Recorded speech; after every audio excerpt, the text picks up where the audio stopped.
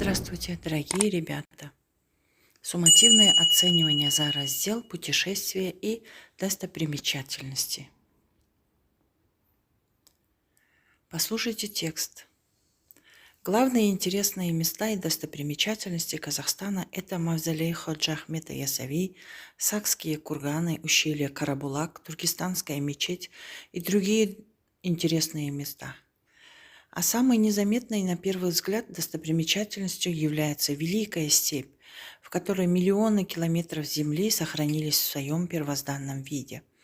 Авторы и гости нашего сайта постоянно добавляют все новые и новые места в этой стране, рассказывая о своих впечатлениях.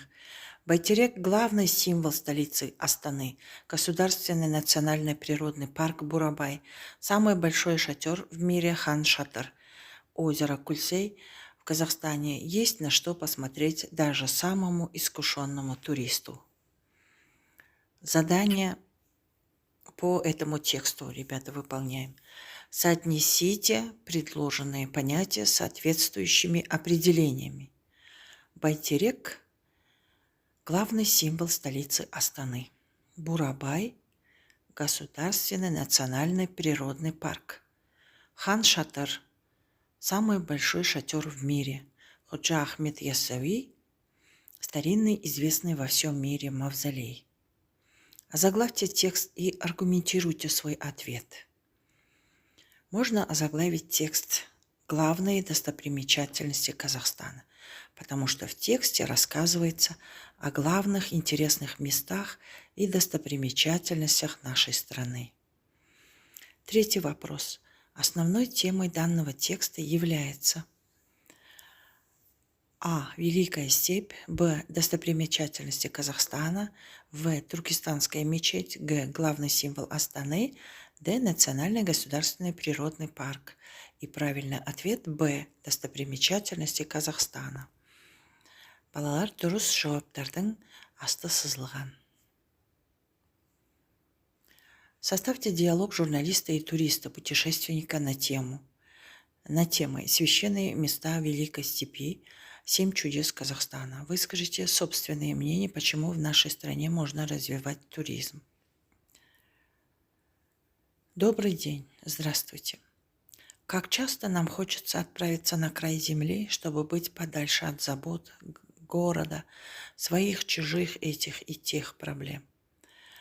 Уплыть за голубой горизонт, зарыться ступнями в теплый песок, закинув голову, пытаться взором охватить величественные горы, уехать и посвятить какое-то время знакомству с миром. Почему-то кажется, что сделать это можно только где-то далеко от дома. Здесь все знакомо, изучено и пройдено. Ваше мнение по этому поводу? Как вы думаете? У казахского народа тоже существуют свои места. К ним относятся 7 наиболее ярких явлений культуры: наскальное изображение урочища Тамгалы, Золотой человек, Тамбра, юрта, мавзолей Ходжи Ахмета Ясави, подземные мечети Мангистау, Байтерек. А какие из них вам удалось посетить? Что вы знаете о национальных сокровищах нашей страны? На берегу реки Или находится ущелье Тамгалы, стены которого испещрены наскальными рисунками. 4500 петроглифов изображают сцены охоты и шаманизма, языческих божеств и 3 Будд. Существует легенда о происхождении буддийских рисунков. А что вы знаете о Золотом человеке?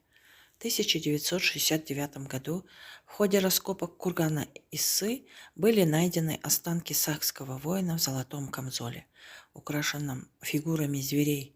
Этот человек, являвшийся потомком видного сакского предводителя, предположительно жил в V-VI веках до нашей эры и умер в возрасте 18 лет. В его могиле обнаружено более 4000 изделий, выполненных из листового золота, а также серебряная чаша с 26 письменными знаками. Местонахождение Золотого человека не афишируется, а копия находки экспонируется в Государственном музее золота и драгоценных металлов в городе Астана. Золотой человек стал одним из национальных символов Казахстана. Его изображение венчает монумент независимости на площади Республики Алматы.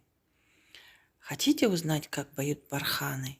Езжайте в национальный парк Алтан-Эмель, что в 180 километрах от Алматы. Сухую погоду горы из песка, всего их 3, издают низкий трубный звук. Раньше суеверный народ винил джиннов, но теперь известно, что мелодия получается из-за трения песчинок на ветру. Кстати, тот факт, что посреди каменистой местности образовались барханы, тоже является чудом природы. Дело в сильных ветрах, которые тысячелетиями несли сюда песчаную пыль с реки Или. Самый большой из барханов достигает высоты 150 метров. 150 метров. На его вершине можно любоваться открывшимися взору красотами, запускать воздушных змеев или просто лежать, прожаривая на солнце бледные конечности. Спасибо вам за интересный разговор. До свидания, ребята, до следующих встреч.